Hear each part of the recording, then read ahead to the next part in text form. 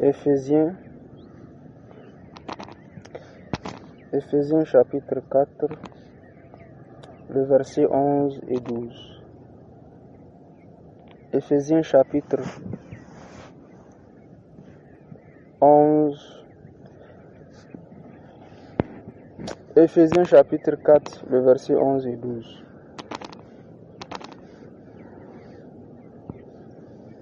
Éphésiens chapitre 4.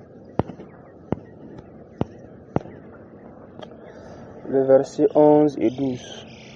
Il a donné les uns comme apôtres, les autres comme prophètes, les autres comme évangélistes, les autres comme pasteurs et docteurs, pour le perfectionnement des saints, en vue de l'œuvre du ministère et de l'édification du corps de Christ, jusqu'à ce que nous soyons tous parvenus à l'unité de la foi et de la connaissance du Fils de Dieu, à l'état d'un fait, à la mesure de la stature parfaite de Christ.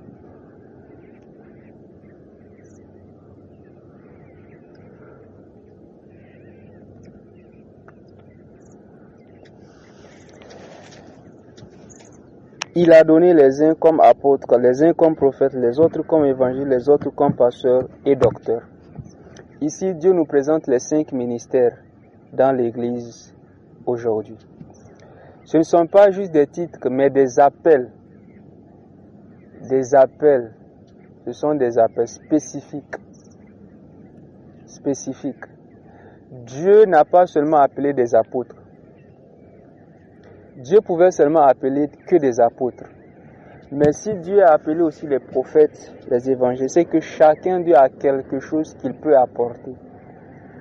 Chacun d'eux a quelque chose que l'autre n'a pas. Chacun d'eux a quelque chose, a une force.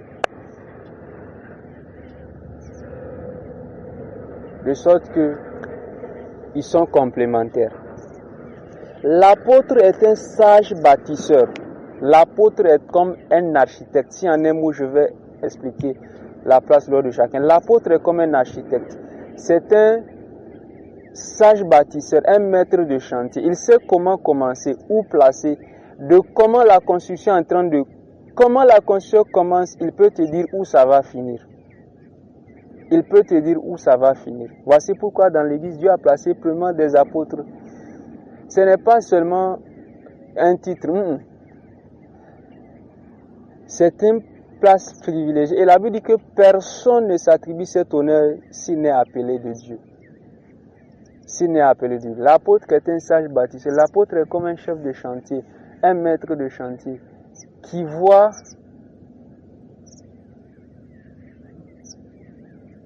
où la construction doit commencer, où elle va finir.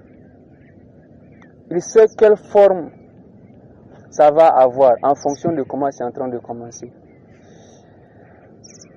Le prophète, lui, il guide en un mot. Il oriente, il donne la direction. C'est ce que le prophète fait.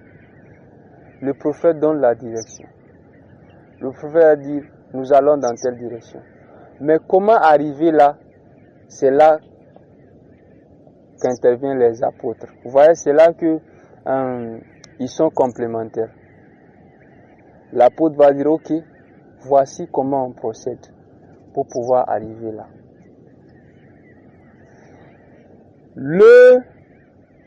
L'évangéliste, lui, c'est quelqu'un qui rassemble. C'est quelqu'un qui rassemble. C'est comme les apprentis que vous voyez dans les stations de bus, les bus publics en ville, qui prennent les gens. Où est-ce que vous allez? Nous allons à tel endroit, nous allons à tel endroit. Ils cherchent des clients, on les amène à une destination précise, qui est le ciel. Les évangélistes rassemblent. Les pasteurs, eux, ils soignent. Les pasteurs soignent, ils prennent soin, ils entretiennent. Les docteurs, eux, enseignent, enracinent par l'enseignement. Ils enracinent par l'enseignement. Ainsi, lorsque chacun de ceux-là apporte quelque chose dans la vie des croyants, des enfants de Dieu, vous allez voir que l'enfant de Dieu sera équilibré. Vous êtes l'édifice de Dieu. Vous êtes une maison que Dieu est en train de construire. C'est pourquoi je dis, où sont les prophètes aujourd'hui? Où sont les apôtres aujourd'hui? Gloire à Dieu pour les pasteurs, gloire à Dieu pour les évangélistes, gloire à Dieu. Mais nous avons besoin aussi des apôtres, nous avons besoin aussi des prophètes. Ce ne sont pas seulement des personnes qui portent le titre. Non. Voici pourquoi on peut ne pas t'appeler apôtre, on peut ne pas t'appeler prophète, mais c'est ce que tu es. Daniel était un prophète, mais on ne l'a jamais appelé prophète en son temps. C'est ce que tu es. Nous avons besoin d'eux aujourd'hui. Nous avons besoin d'eux. Seigneur, ramène les apôtres au milieu de nous. Ramène les prophètes au milieu de nous. Pas ceux qui en ont les titres, mais qui le sont par l'appel et qui démontrent leurs appels. Qui montrent. Paul a dit, ne suis-je pas un apôtre? N'ai-je pas vu le Seigneur Jésus? Il dit, vous êtes le sceau de mon apostolat. Il dit, j'ai démontré, mon apostolat a été démontré au milieu de vous par une patience à toute épreuve, par des signes, des miracles et des prodiges. Pas seulement que j'ai le titre d'apôtre, non. Il dit, vous êtes la preuve que je suis un apôtre. Parce que le ministère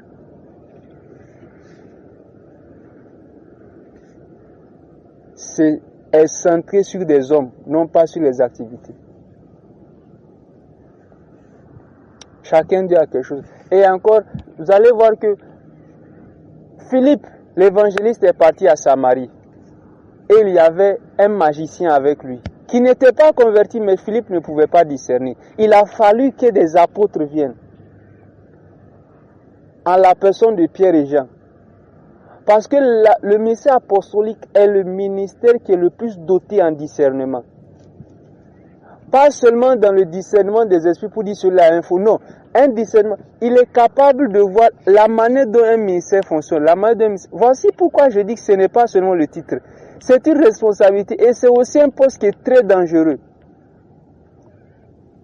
C'est dangereux de se donner des postes, des titres qu'on a. Si tu dis que tu es un soldat de l'armée américaine, alors que tu es un soldat de l'armée togolaise, sans offenser personne, et qu'on décide de t'attaquer, le genre de préparation qu'on fera pour toi, ce ne sera pas le genre de même préparation que fera pour un soldat de l'armée togolaise. Même si c'est un soldat, l'équipement, la formation, la capacité n'est pas la même.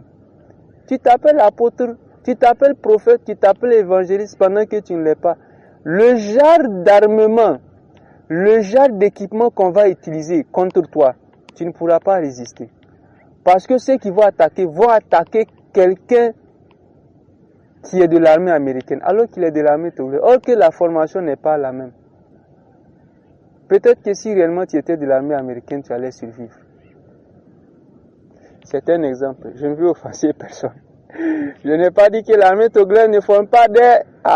ce n'est pas ce que j'ai dit. Mais c'est un exemple. Vous voyez? C'est ce qu'il nous faut.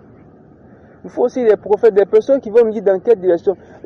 Oh Dieu, donne-nous des apôtres, donne-nous des prophètes, donne-nous des évangélistes, donne-nous des pasteurs, donne-nous des docteurs, Seigneur. Je ne vais pas perdre de temps sur c'est pas sur ça que je vais parler aujourd'hui. Une autre fois. Donc, chacun d'entre eux apporte quelque chose. Comme lorsqu'on veut construire une maison, vous allez voir que pour finir la maison, il faut qu'on ait besoin de manœuvres, de maçons, d'électriciens, de ferrailleurs, de plombiers, de caroleurs, et même d'un chef de chantier. Donc on a besoin de toutes ces personnes pour que la maison prenne forme et finisse. Chacun d'eux apporte quelque chose. C'est la même chose. Dieu a donné tout cela pour qu'ils apportent quelque chose dans ta vie. Pour qu'ils amènent quelque chose dans le corps de Christ. Chacun d'eux apporte quelque chose. De sorte que les enfants de Dieu prennent forme, deviennent solides, équilibrés.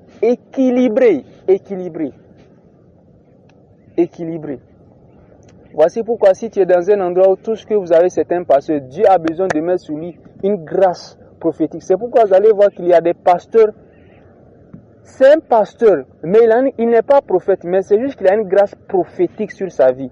Mais en réalité, c'est un pasteur. Mais vous allez voir qu'il est aussi capable de fonctionner comme un prophète. Son appel, c'est celui de pasteur. Et vous allez voir qu'il est plus orienté vers la pastorale. Mais il y a une grâce prophétique sur sa vie parce que Dieu veut que son église bénéficie de cela. C'est la même chose. C'est la même chose. Jean était un apôtre, mais un apôtre avec une grâce prophétique. Pierre était un apôtre, mais avec une grâce évangélique. Paul était un apôtre, mais avec la grâce d'un docteur. C'est la même chose. Ils étaient tous différents. Et c'est là que je vais rentrer. Différents. Voici pourquoi nous avons besoin des uns et des autres. Une seule personne ne peut pas capter et ne pas connaître tous les aspects, les dimensions, les facettes de la personne de Dieu. Chaque personne a une révélation, un message de Dieu qu'il doit apporter. Voici pourquoi dans l'église de Dieu, nous avons besoin de plusieurs co-ouvriers. Dans une église, il y a un seul pasteur. Un seul pasteur ne peut pas s'occuper de toute l'église. Ce n'est pas possible. Même dans la parole, vous verrez que quand Jésus a dit qu'il allait nourrir les gens, lorsqu'il avait fait le miracle où il a nourri 5000 personnes, on a fait asseoir les personnes par rangée de 50 et de 100. On ne les a pas nourris juste comme ça, c'est par rangée de 50 et de 100. Et dans la Bible, vous allez voir qu'il y a ce qu'on appelle des centenaires, donc des chefs de 100. Quand Moïse était en train de juger le peuple du matin au soir, il se fatiguait. Jétro lui a dit, tu ne peux pas. Tu ne peux pas. Un seul pasteur s'occuper d'une église de 500 personnes, 2000, 2000, 5000, lui seul, ce n'est pas possible. Il ne peut pas. Il a dit, choisis des anciens. Choisis des anciens. Des personnes qui vont alléger la tâche. Qui vont s'occuper de petits groupes. Même dans l'église. On ne peut pas avoir accès, surtout s'ils sont nombreux. Eux tous, imaginez si toute l'église veut voir le seul pasteur qui est là. Ce n'est pas possible. Il n'aura pas le temps. Ce n'est pas possible. Voici pourquoi on a besoin de tous ces hommes-là. Tous ces hommes-là. Bref, je veux pas me concentrer sur les ministres de Dieu, mais parler plus sur les enfants de Dieu. On commence par eux, on va descendre. On dit pour le perfectionnement des saints en vue de l'œuvre du ministère. Parce que le ministère, ce sont les chrétiens, les saints qui font le ministère. Mais, comme j'ai dit, chacun d'eux apporte quelque chose afin d'amener un équilibre. De la même manière que les serviteurs de Dieu sont différents, c'est comme ça que les enfants de Dieu sont différents. La Bible dit que nous avons reçu des dons différents. Amen. Nous avons reçu des dons différents.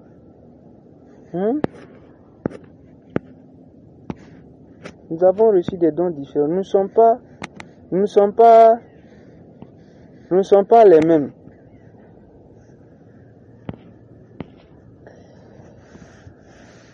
Romains chapitre 12, le verset 4 et 6. Comme nous avons plusieurs membres dans un seul corps et que tous les membres n'ont pas la même fonction, ainsi nous qui sommes plusieurs, nous formons un seul corps en Christ et nous sommes tous membres les uns des autres. Puisque nous avons des dons différents, ce n'est pas un débat, c'est comme ça.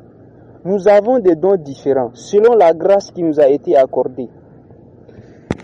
Que celui qui a le don de prophétie l'exerce selon l'analogie de la foi.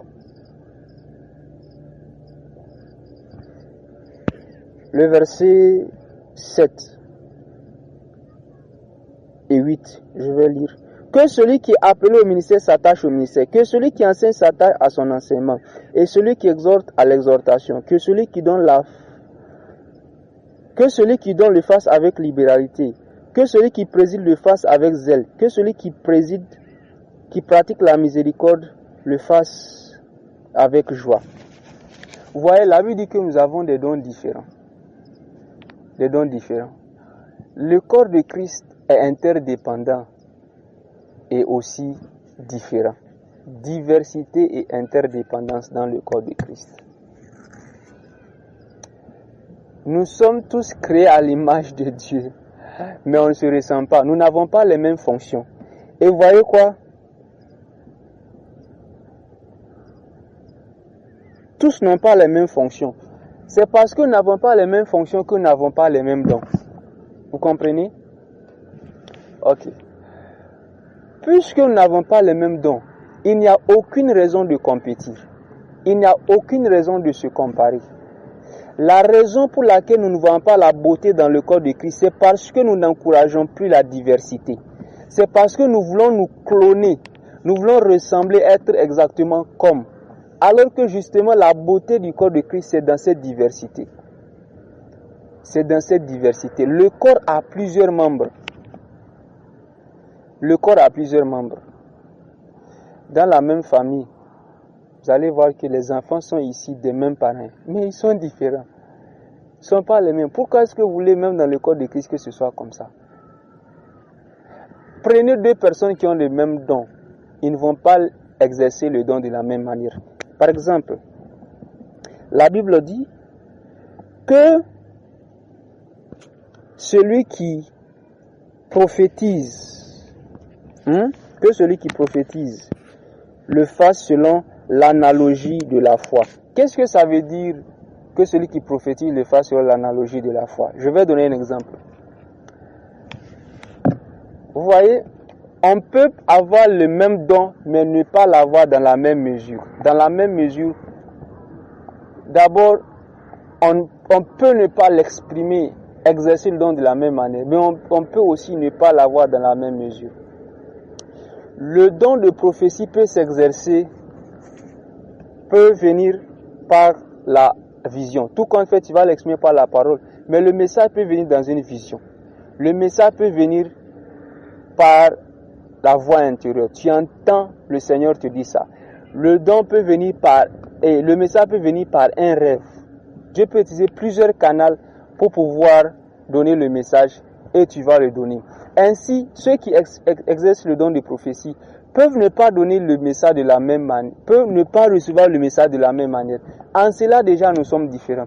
Et même dans la manière dont Dieu nous parle, vous allez voir qu'il y a des façons de parler qui reviennent régulièrement, qui reviennent plus que d'autres. Il y a quelqu'un à qui Dieu parle beaucoup par les rêves. Pas que Dieu lui parle que par les rêves, Dieu lui parle aussi d'autres manières. Par la voix intérieure, le témoin intérieur, Dieu lui parle par les convictions, les impressions. Mais le rêve, c'est ce qui est le plus récurrent. Toi, Dieu ne te parle pas beaucoup par les rêves. Ça ne veut pas dire que celui à qui Dieu parle par les rêves est plus spirituel. Il est seulement différent. Vous comprenez? Il est seulement différent. Ainsi, le don de prophétie, par exemple, j'ai dit tu peux l'avoir, mais pas dans la même mesure. Je donne un exemple. La prophétie telle que nous la connaissons, la prophétie est à deux niveaux. Il y a la prophétie que vous connaissez lorsque la personne parle à la première personne du singulier. Là, vous allez voir que ce n'est plus la personne n'est plus au contrôle de ce qu'elle dit. La personne n'est plus au contrôle de ce qu'elle dit. Ça dit que les paroles qui sortent de sa bouche, ce n'est pas la personne qui contrôle ça, c'est le Seigneur qui donne. Ça peut arriver de cette manière. Ça peut arriver toujours que le Seigneur donne une prophétie, toujours à la première personne, et Dieu donne ça et la personne va exprimer. La plupart d'entre nous, la prophétie que nous connaissons, c'est celle-là, à la première personne. Et nous pensons que si moi je ne dis pas « je suis le Seigneur, je suis l'Éternel », c'est que ce n'est pas prophétie. Non, la prophétie c'est quoi? La prophétie, simplement, c'est communiquer la pensée de Dieu dans le but d'édifier, d'exhorter, de consoler. Et tous, nous avons le don de prophétie résidant en nous. En fait, ayant reçu le Saint-Esprit, le donateur, et non pas celui qui donne les dons, tu as potentiellement tous les dons en toi. Mais, comme je l'ai dit, il y aura des dons qui vont s'exprimer, s'exercer plus que d'autres. C'est en cela qu'on va dire, moi j'ai tel don. Non, tu as tous les dons, mais c'est juste qu'il y en a un qui revient plus que d'autres. Donc, en fonction du besoin, Dieu peut t'utiliser pour exercer un don que tu n'as jamais utilisé. Et d'ailleurs, quand tu comprends que celui que tu as reçu, c'est le donateur, tu deviens ouvert. Yes, tu deviens ouvert, disponible, tu deviens malléable. Dis-toi que Dieu peut passer par moi pour exprimer tous les dons. Moi, je ne dis plus que j'ai juste le don de prophétie. J'ai tous les dons. j'ai tous les dons. Et je peux exprimer tous les dons. Par la grâce de Dieu, bon, le don de, le don des miracles, non. Le don des miracles, non. J'ai jamais reçu le don des miracles. Mais le don de prophétie, oui. Le don d'une part de connaissance, oui. Le don d'une part de sagesse, oui. Le don de pas diversité des langues, oui. Le don d'interpréter des langues aussi, oui. Le don de foi, non, pas que je me souvienne. Bref, quand tu deviens ouvert, tu peux exprimer tous ces dons. Le don de guérison également, oui. Le don de guérison également. Donc tu peux exprimer absolument tous les dons. Donc, on a le même don de prophétie et je dis, mon don de prophétie se limite à ceci.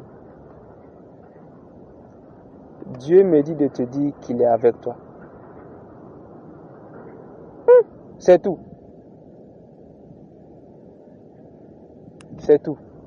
Tu dis, c'est tout ça. Dieu me dit de te dire qu'il est avec toi. Mais quelqu'un va aller plus loin que ça. En plus de Dieu me dit qu'il est avec toi, il va ajouter, Dieu me dit qu'il te fortifie. Et il va parler, donner même ce pourquoi Dieu dit qu'il fortifie la personne. Et la personne va parler. Et tu pourrais croire que, comme moi je n'ai pas ça, c'est pas... Tu te sens inférieur. Non. On dit selon l'analogie de la foi. C'est poussé par l'esprit que les hommes ont parlé de la part de Dieu. Prophétisé de la part de Dieu. Donc, le don de prophétie, c'est quoi? Tu te limites à ce que Dieu a dit. N'ajoute pas.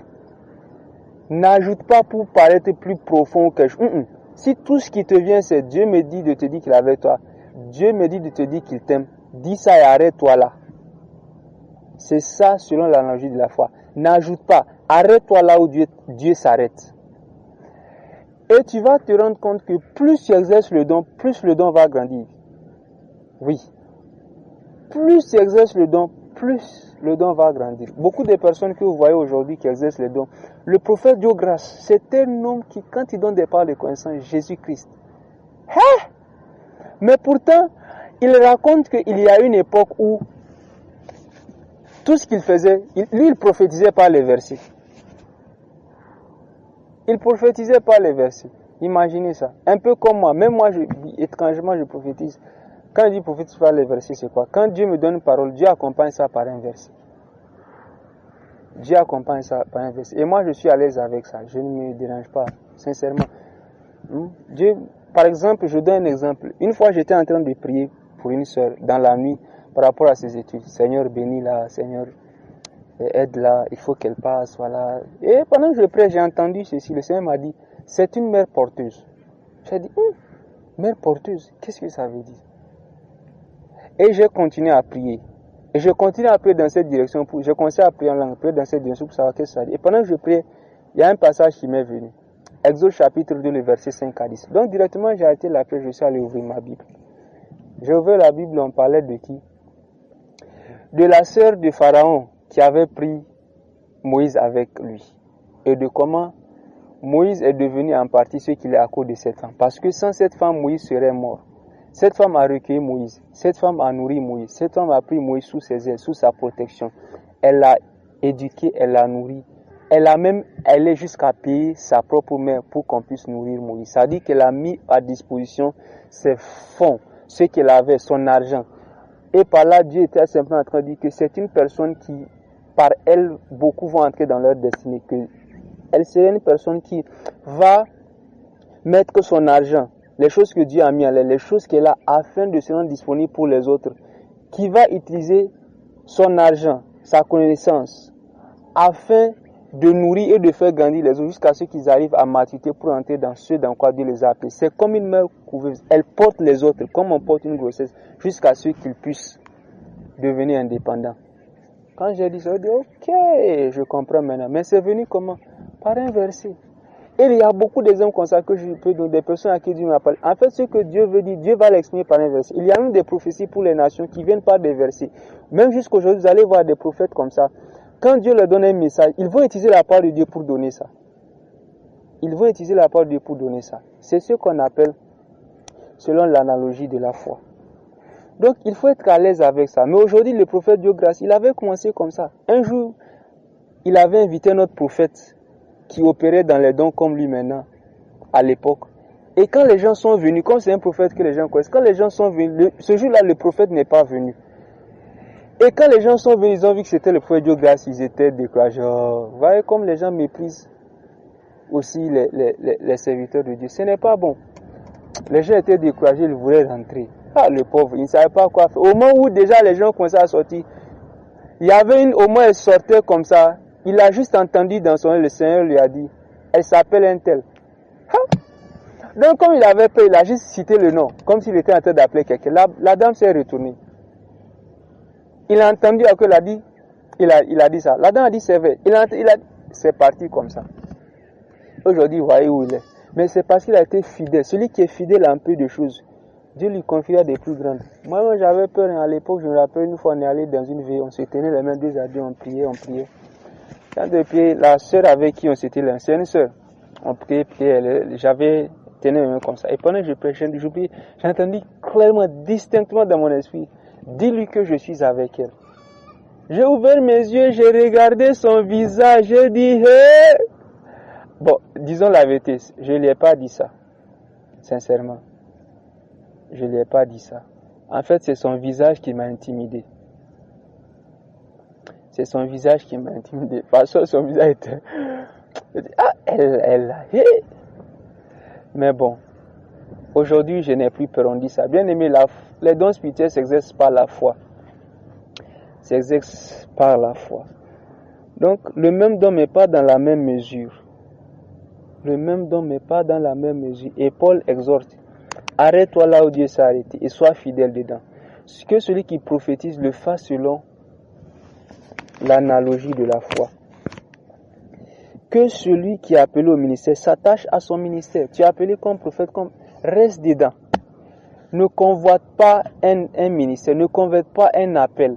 Reste fidèle là où Dieu t'a mis. Reste dans ton couloir. Nous sommes tous en train de servir Dieu. Que celui qui enseigne s'attache à son enseignement.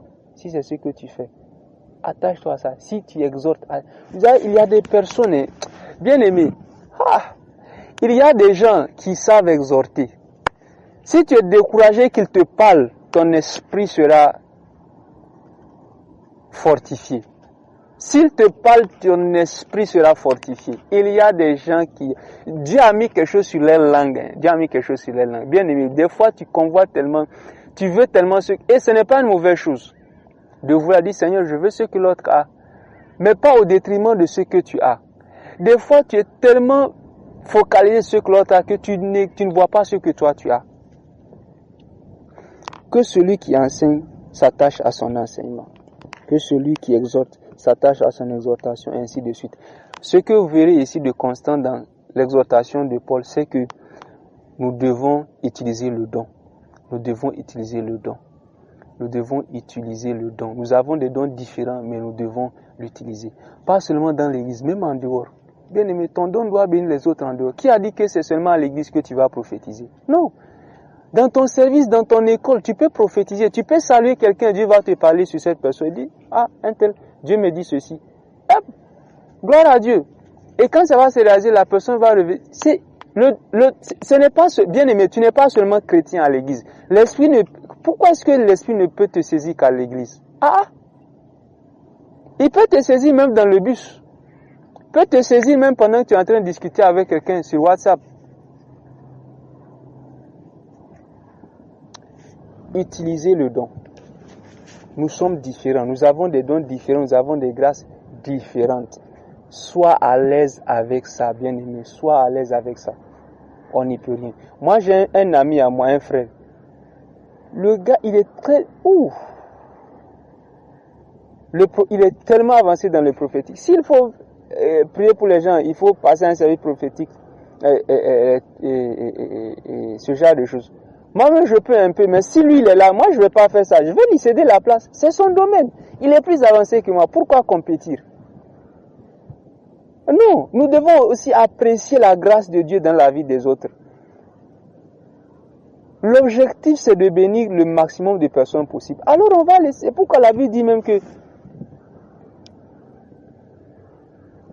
le don, le meilleur, c'est celui qui répond aux besoins présents. Oui. Je vais lui laisser la place. Parce que c'est lui, il y a même des thèmes. Quand tu me dis, et que je sais que c'est un thème que je ne maîtrise pas, et que je connais quelqu'un de, je vais te dire, telle personne. Ça n'empêche pas, ce n'est pas que je ne peux pas dire dessus, mais un autre connaît ça mieux que moi. Je veux lui dire d'aller faire.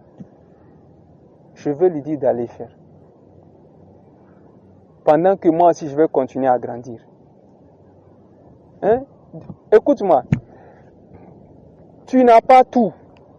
Hein? Personne n'a tout. Personne. Le jour où Jésus rencontre Paul en chemin, Paul dit, que veux-tu que je fasse? Jésus est devant lui, mais le Seigneur lui dit, entre dans la ville, on te dira ce qu'il faut faire. Tu es déjà devant moi, dis-moi non. Il dit non. C'est pourquoi c'est de l'orgueil que de dire que tu n'écoutes personne. Que toi tu n'écoutes pas de prédication. C'est de l'orgueil que de dire que moi je n'ai pas un père spirituel, c'est Jésus mon père spirituel. C'est de l'orgueil. Ce n'est pas de la spiritualité. C'est de l'orgueil. Tu n'as pas tout.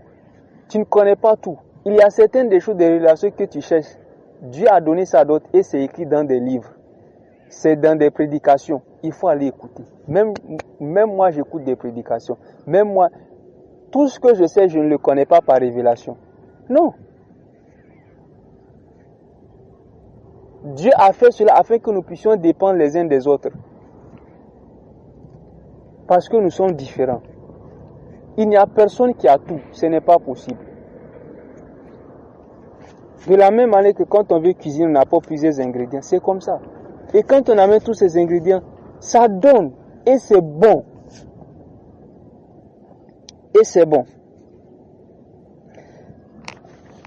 Utilisez le don. Nous sommes différents. Nous ne sommes pas les mêmes. Le même don, exprimé différemment. Le même don, mais pas dans la même mesure. Si on me dit maintenant il y en a de ceux qui ont la grâce, la Bible nous dit, de présider. On va lire un passage qui exprime mieux cela. 1 Corinthiens chapitre 12. 1 Corinthiens chapitre 12. Nous allons sauter les premiers versets où on nous parle des types de dons.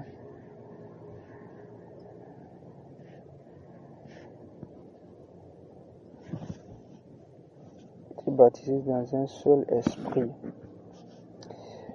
1 Corinthiens chapitre 12, à partir du verset 12. Car comme le corps a un et plusieurs membres, et comme tous les membres du corps, malgré leur nombre, ne forment qu'un seul corps, ainsi en est-il de Christ.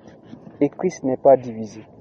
Nous avons tous en effet été baptisés dans un seul esprit, pour former un seul corps, soit juif, soit grec, soit esclave, soit libre.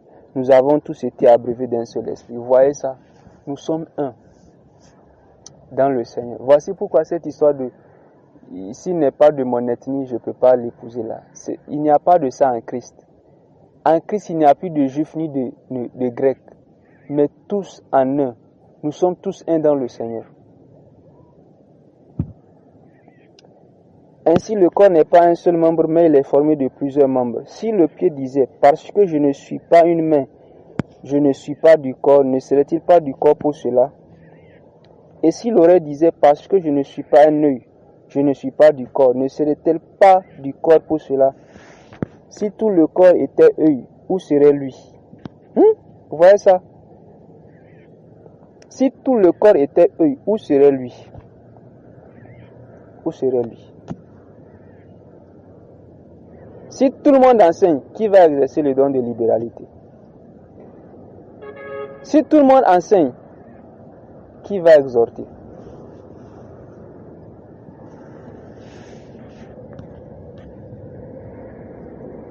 Maintenant, Dieu a placé chacun des membres dans le corps comme il a voulu. Dieu a placé. Si tous étaient un seul membre, où serait le corps?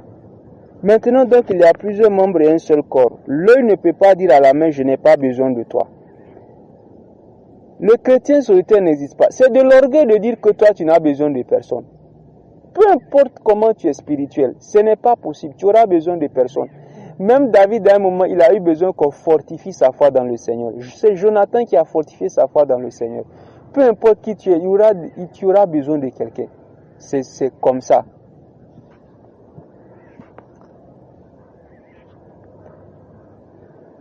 L'œil ne peut pas dire à la main, je n'ai pas besoin de toi, ni la tête dire aux pieds, je n'ai pas besoin de vous. Mais bien plutôt, les membres du corps qui paraissent être les plus faibles sont nécessaires. Vous entendez ça? Toi qui dis que mon don là ne sert à rien, c'est même de toi dont on a besoin.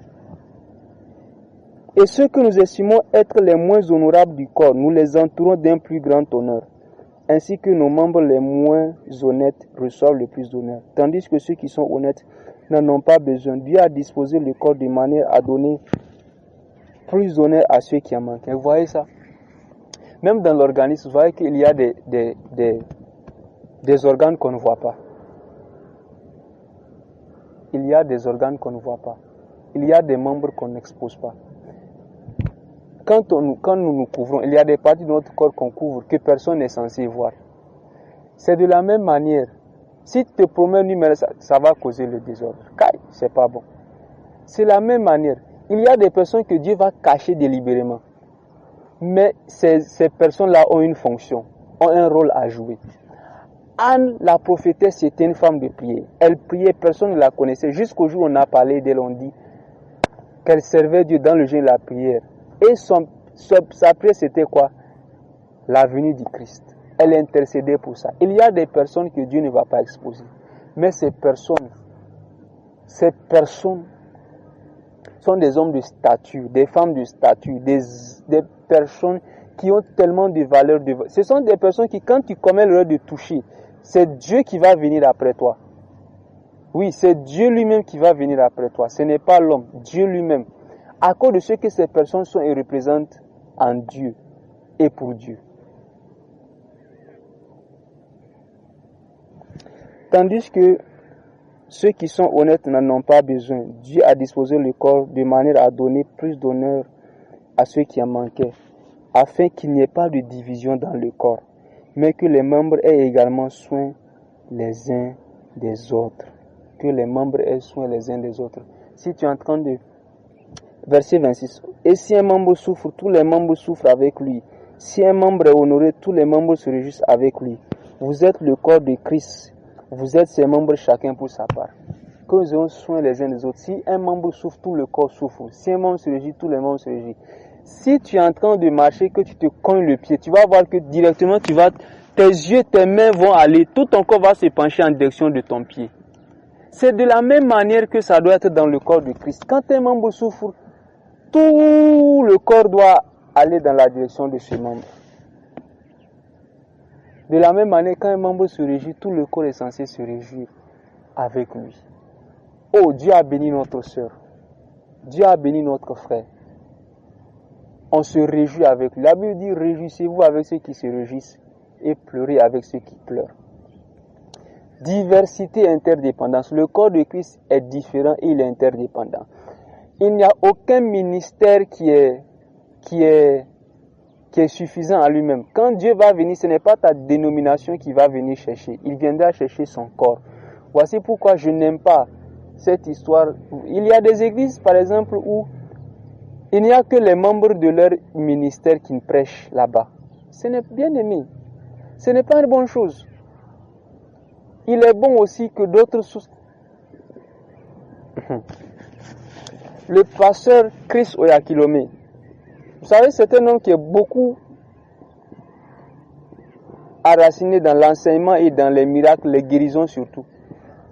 Mais, au début, il s'est rendu compte que son église ne prospérait pas. Qu'est-ce qu'il a fait? Il a fait venir un autre pasteur à qui Dieu a accordé cette grâce-là dans le domaine des finances, pas seulement dans l'enseignement, mais aussi, il voit ses membres prospérer et tout.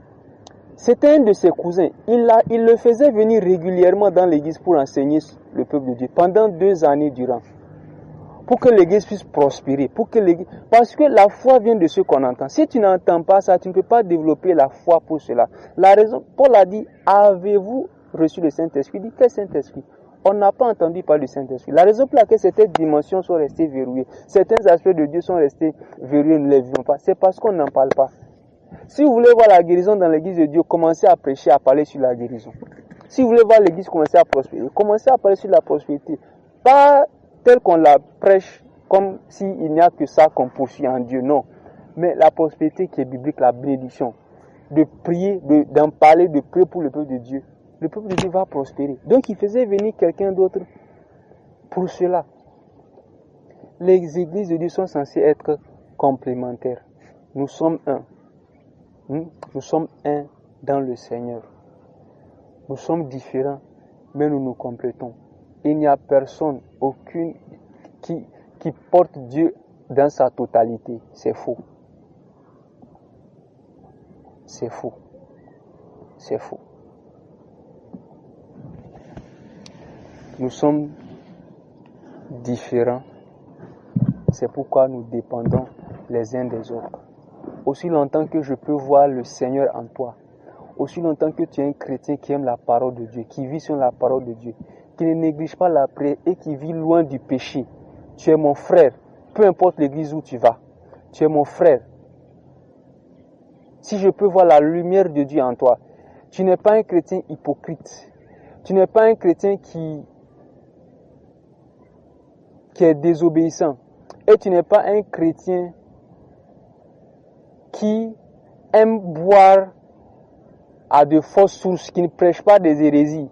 Mais je peux voir la véritable parole de Dieu en toi. Je peux voir la lumière de Dieu. Je peux voir les caractères, les fruits de l'esprit en toi. Tu es mon frère, peu importe l'église d'où tu viens.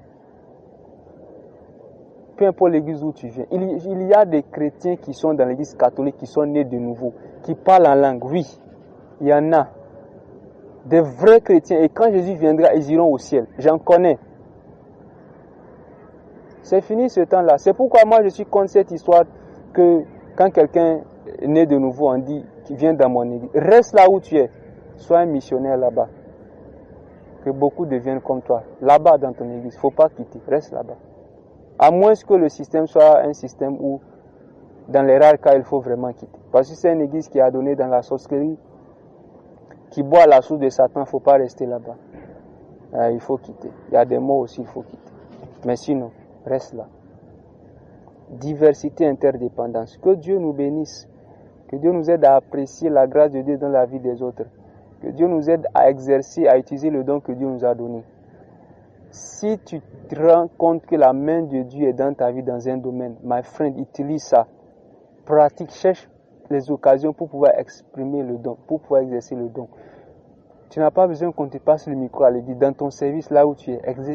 Utilise chaque opportunité pour investir, pour exhorter, chaque opportunité pour pouvoir prophétiser, pour pouvoir exhorter, encourager, fortifier quelqu'un, pour exercer la libéralité. Si tu es quelqu'un qui donne beaucoup, tu vas te rendre compte que Dieu va te bénir beaucoup. Donne et donne encore. Ne dis pas l'autre ne fait pas l'autre. Vous êtes différents. Fais. Et au fur et à mesure que nous venons ensemble, vous allez voir que, parce que c'est le faire qui aiguise le faire. Plus nous sommes en contact, plus tu vas commencer à contacter la grâce qu'il y a dans la vie de Dieu. Tu vas commencer à te rendre compte que tu peux aussi faire ce que l'autre fait. Pas dans la même mesure, mais dans une certaine mesure. Parce que celui qui reste avec les sages devient sage.